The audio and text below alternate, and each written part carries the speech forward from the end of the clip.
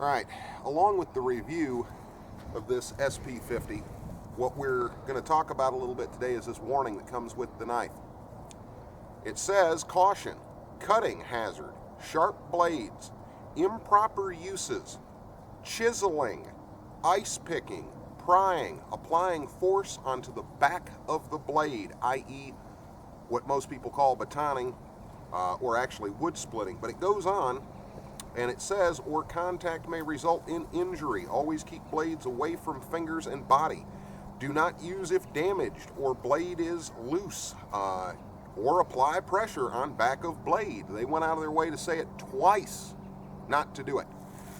And they're not the only ones. Ontario Knife Company is not the only knife company out there that says, please, all you would-be knife beaters, don't take a club and beat the hell out of my knife. They're not the only company. Cold Steel has a letter on this. A couple other companies do too. If you call K-Bar, if you call Tops, they're going to tell you that it's abuse. I've got one video up already on batoning. I'll have another one up shortly that will explain it in even more depth, and I know that it's always a heated subject, and I don't really care. If you look on YouTube, every single failure video, 98% of them, are not from normal use. They're not from cutting, chopping, or anything else. They're from batoning, or at least what most people are calling batoning. They're from wood splitting activities. And you're going to see all kinds of knives fail miserably, supposedly. But all of them have one common thread. They're all having the shit kicked out of them with a ball bat.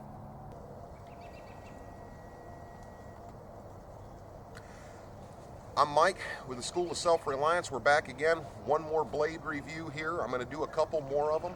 I don't want our channel to become just a review channel. That's not what I'm aiming for. I'm just doing some reviews on some products that interest me. And one of them is this Ontario Spec-Plus Gen 2 SP50. And it's made out of 5160 high carbon steel. That's a spring steel. Some people have even referred to it as old Chevy, because that's what your leaf springs are made out of underneath your old Chevy. But 5160 has been used for a long time to make knives, and actually it makes some pretty decent knives. This one, it's got a nearly 10-inch blade. It's got a really decent Creighton handle. It's pretty comfortable in the hand. Now, I've noticed with a little bit of chopping, when I go to choke back on the knife and let it swing, that this piece is a little painful. It'll catch me in the rear knuckle, and it kind of hurts a little bit. So that's something that, maybe it won't be a problem for you. It was for me. The knife itself, overall, it's 14 inches and a little change. The sheath, it's Cordura nylon. It's got MOLLE capability, so you can hook it onto a backpack or onto other equipment. It's got a pocket up front. It's got 2 points to secure it, so it'll go into the sheath and then lock up, so it is jump rated because it has 2 secure points. The belt loop is decent size. You can get it around a pistol belt. And overall, the sheath is pretty good. One of the things that I don't like, and if you can zoom in here,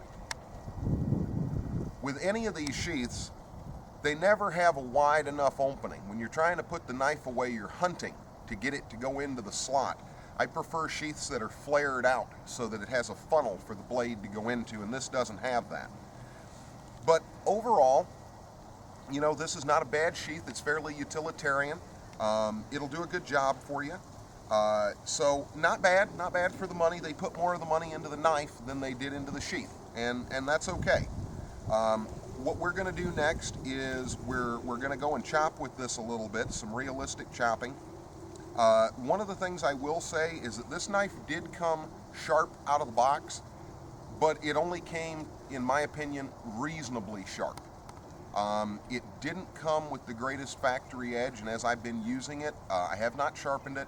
I have noticed that the edge does hold it back a little bit, the factory edge, so sharpening it, if you get it, be a good idea. This knife, I bought this one for $77 off Amazon, And that's about going right in the $70 range. A lot of the Gen 2 knives, and I own a couple, a lot of the Generation 2 knives, you know, they're in the $50 range. And one of the reasons why I'm doing this review is to talk about some items that don't cost, you know, $150 or $200 in order to get yourself a decent piece of equipment. That's one of the reasons why I did the Becker review on the BK7 and the BK16, because they're good pieces of kit for not a lot of money. And this one so far, you know, I'll save it until the end, my opinion. But overall, I like the Gen 2, Spec-Plus Gen 2 series of knives, overall. But let's go ahead and we'll do a little chopping with this. All right, we're gonna go ahead and do a little bit of chopping with this. Like I said, not super sharp out of the factory box, you know, not an edge that I'd wanna take. And I will do a review on this. What I'll do is I'll give you an update on it once I've sharpened it myself. And we'll come back out and do a little bit of chopping, see if that makes some difference. But here we go.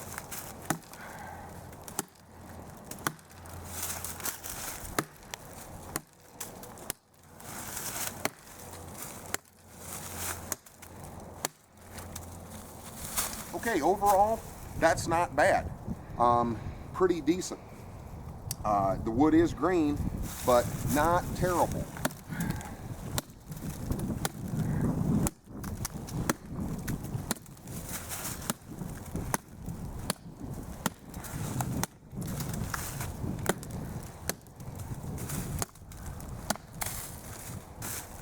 Not bad. I mean, I would expect it to do a little better, honestly. You got an over 9-inch blade. I would expect it to cut it a little bit better. The Trailmaster,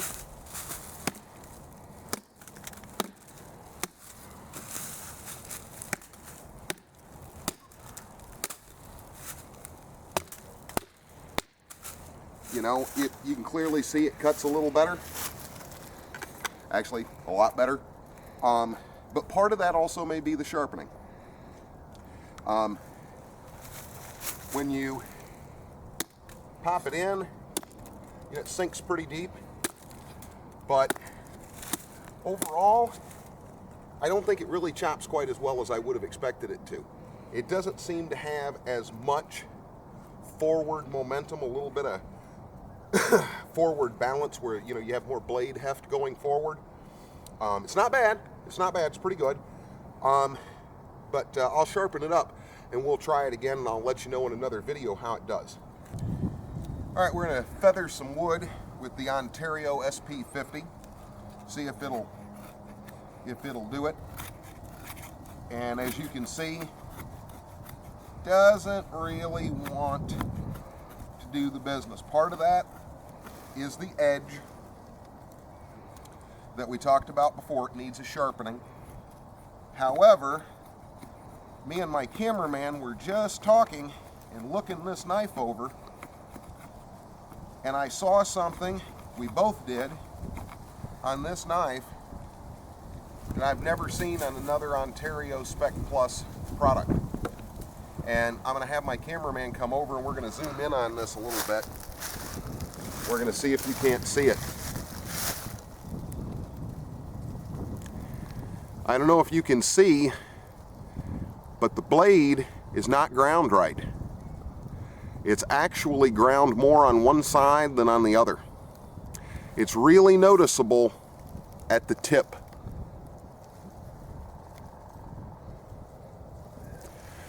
And the blade, the way they've ground it, it's a little wavy. It's not quite flat on each side. And I have never seen that out of any Spec-Plus product. And I own, you know, 3 of them. So this one, I don't know if I got a factory second. I'm gonna go ahead and contact Ontario about it and see what they do, and I'll let you know whether or not they replace it or how they treat me. I would expect that they would go ahead and replace it pretty quickly. Normally, with a Spec-Plus product, I would give you a good review and say, yeah, it's not a bad knife. But this one, this particular one, I'm not nearly as impressed with it as I would have liked to be. And that improper grinding, although the knife is still usable and it's still survivable, it's still a flaw. So I had high hopes on this knife, and for right now, my high hopes are pretty well dashed. I wish they weren't. I was actually hoping that this would be a really nice knife. The SP42, Gen 2 SP42 is a nice knife. The SP51 is a nice knife. This one, not so much, at least not this particular one. But what I'll do is I'll contact Ontario and I will let you know. But I'd be kind of wary of buying this one if this is what they're shipping out. I don't know how this would have made it through quality control. But I hope that helped. Again, I'm Mike with the School of Self-Reliance. If you like what we do, like us on Facebook, share our videos with other people. And thanks again for watching.